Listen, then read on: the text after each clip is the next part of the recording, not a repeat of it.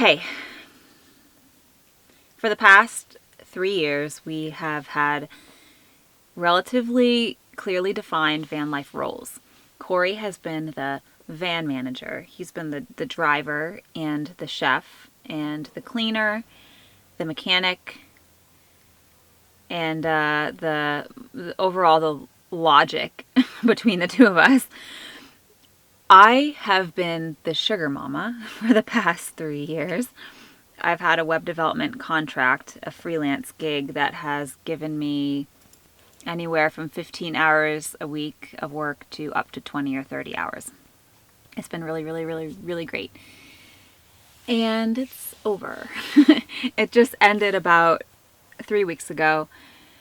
And I just have a mix of things going on in me right now, which I wanted to share with you.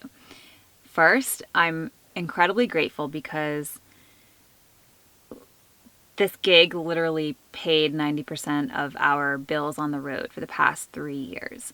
And to just have this relatively simple way to make money while traveling all over the country has been such a blessing. And I'm also equally grateful that it's over because, truth be told, it was really stressful.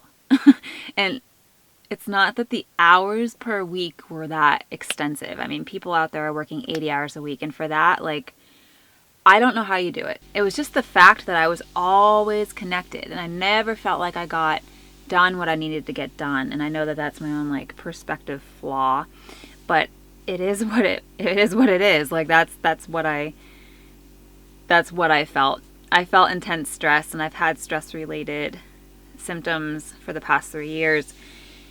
So I'm really grateful that it's over, and I realize that this is a time for me, now that it's concluded, to really listen to myself and to really dive deep into my passions, and ultimately to redefine what work means to me in my life. So far, it hasn't really been easy. I've realized that I have been attached to doing and not being. And I think that is a result of cultural conditioning. We live in a society that is hustling, bustling, doing, that really places value in achievement and making money and being productive.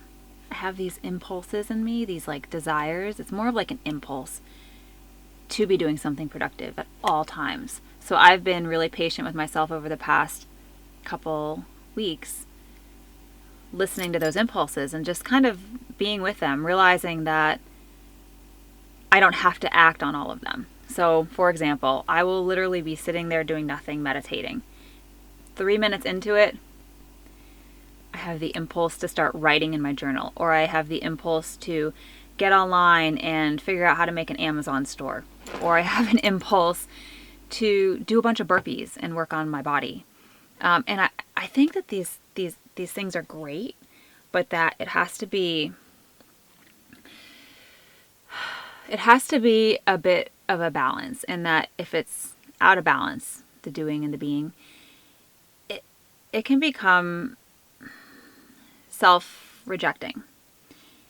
And that is because the doing, the always seeking to achieve, looking so into the future is kind of rejecting the now. It's not listening to what's around. It's not being with what's here right now. It's doing something for betterment in the future. And I see that I live in that place a lot. So we have some money saved up. We're going to live for ourselves. We're going to drive up to British Columbia, at least that's the plan, and we're going to explore things like work. What is work in my life? What do I want it to be? What does it mean? Is it something that I can actually love? Or is it something that is always a bit of a challenge or a problem or just something unpleasant? Can I redefine it for myself? Can it be something that I'm passionate about? I don't know. I want to figure this out because work as I had previously defined it, wasn't working for me. Have you redefined work for you? What was that like? What does work mean for you in your life right now? Yeah, you can comment below or you can subscribe up here. Thanks for being with me and live the dream.